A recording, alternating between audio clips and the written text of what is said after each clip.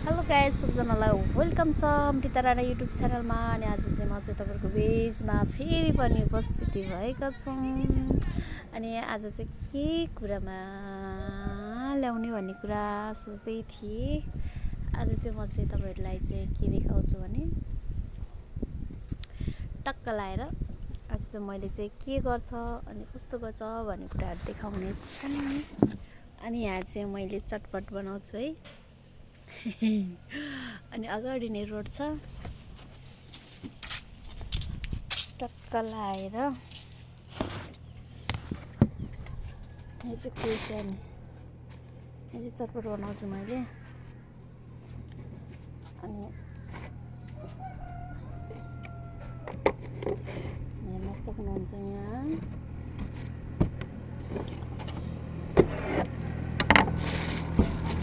खुर्सानी चाहिँ सकिन लागेको रहेछ गाइस। यहाँ चाहिँ मैले चटपट बनाउँछु, टक्क लाएर बस्छु।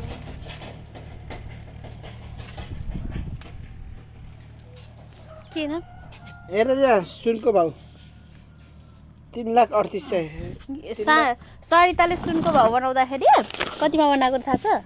3,10,000मा बनाएको रे अस्ति। सुनको के बनाएको थिएन? कानमा लाउने छोराहरूलाई। कतिको बनाएर त? है 51,000 भन्ने जस्तो लाग्छ। अहिले सुनको भाउ बढेर गाइजहरू गाह्रो छ हो। हामी जस्तोले सुन बनाएर लाउन नसक्ने अवस्था खाली बस्ला जस्तो छ। कान लाउने सुन पनि होइन, त्यही भएर नि होला।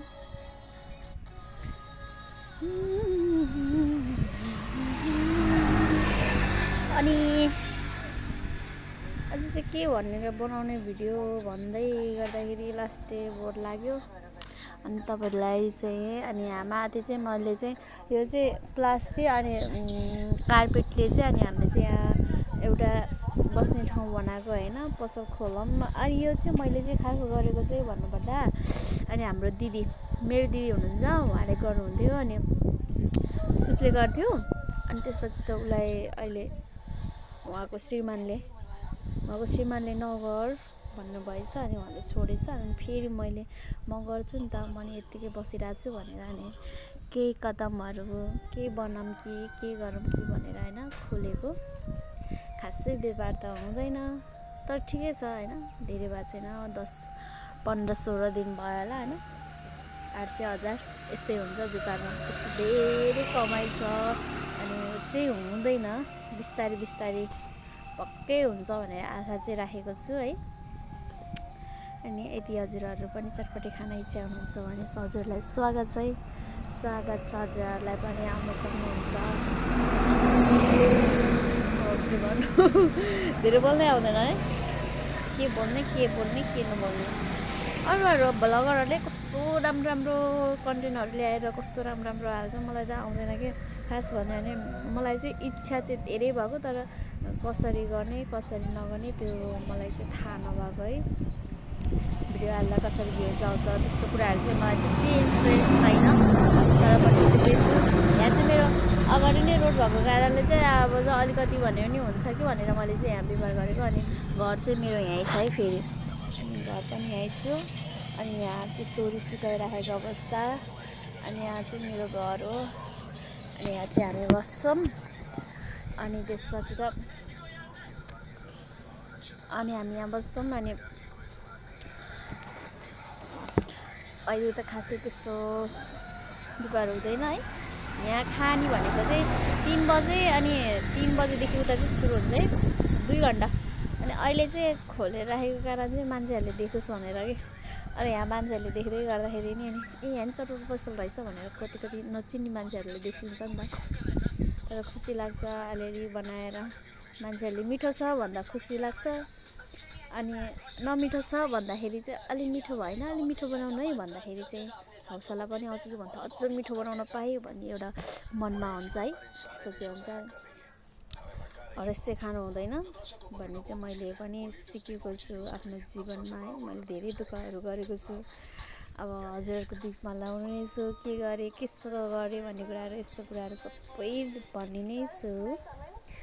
अहिले चाहिँ म चाहिँ के भन्न चाहेँ भने दुःखमा नआत्तिनु, सुखमा नमात्तिनु भन्ने उखान त सुन्नुभएकै होला है। हजुरले कतिले सुन्नुभयो होला, कतिले सुन्नु भएन। हाम्रो बाउबाजेहरूले चाहिँ त्यसो भन्नुहुन्थ्यो कि बाजेहरूले चाहिँ सुख पायो भनेर नमात्तिनु, दुःख पायो भने नआत्तिनु रे भनेर हामीलाई सिकाउनुहुन्थ्यो। साँच्चै नै दुःख पनि गरेँ, जे होस् अहिले चाहिँ सोच्दैछु यति चट्ट कस्तो गरेर अलिअलि दुःख गर्नु पऱ्यो, बसी खाने बाटो के एउटा बसेर त्यत्तिकै बस्नुभन्दा चाहिँ बसिराख्ने टाइम पास पनि हुन्छ है।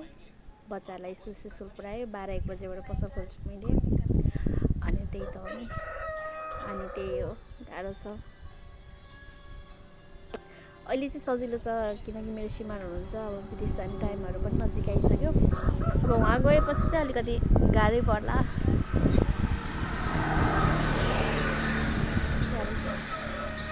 ओके छ त गाइजहरू, सबैजनालाई बाई बाई।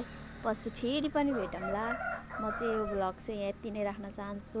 कति कुराहरू मैले बोल्न जानेन होला, त्यसको लागि क्षमा चाहन्छु है। कति कुराहरू म चाहिँ नयाँ हो नि त, मलाई त्यस्तो आउँदैन, एक्सपिरियन्स चाहिँ छैन। दिदी आयो के गर्छ मेले भन्छ तोरी कुटा जान्ला हो, त्यत्रो आउँछ तेल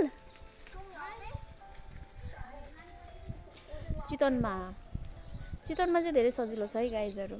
दुःख गर्न सक्नेलाई, फेरि मेहनत गर्नेलाई चाहिँ एकदम सजिलो छ। मान्छेले मेहनत गर्न सक्छ नि, त्यो तोरीदेखि लिएर धानदेखि लिएर चामल किन्न पर्दैन होइन। अनि यो ठाउँमा चाहिँ दुःख गर्न सक्नुपर्छ। मैले पनि दुःख धेरै गरेको छु। मैले पनि 4-5 कट्ठा बारी गरेको छु। तोरी हुन्छ, तोरी आउँछ, 3-4 बोरा तोरी आएपछि त वर्षलाई पुगेर पनि बढी पनि हुन्छ। हामी सानो परिवारलाई, ठुलो परिवारलाई, अब 8-9 जना परिवारलाई चाहिँ 3-4 कट्ठाले ठिकै हुन्छ है। अनि यहाँको मान्छेहरूले चाहिँ एकदम मेहनत गर्छ। हामी बस्ने ठाउँमा चाहिँ दुःख त मैले नि गरेकै हो।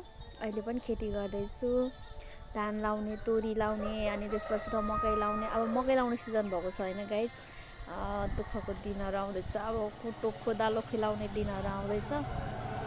यस्तै हो जिन्दगी, कुखुरा बाले पनि बाँच्छ। अब गाइजहरू सबैजनालाई थ्याङ्क यू सो मच।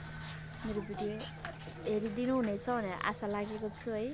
हजुरहरूलाई मन पऱ्यो लाइक कमेन्ट गरिदिनु होला, सब्सक्राइब पनि गरिदिनु होला, माया गरिदिनु होला। नयाँ मान्छेलाई सपोर्ट पनि गरिदिनु होला भनेर म अनुरोध गर्न चाहन्छु। हुन्छ सबैजनालाई नमस्ते, बाई।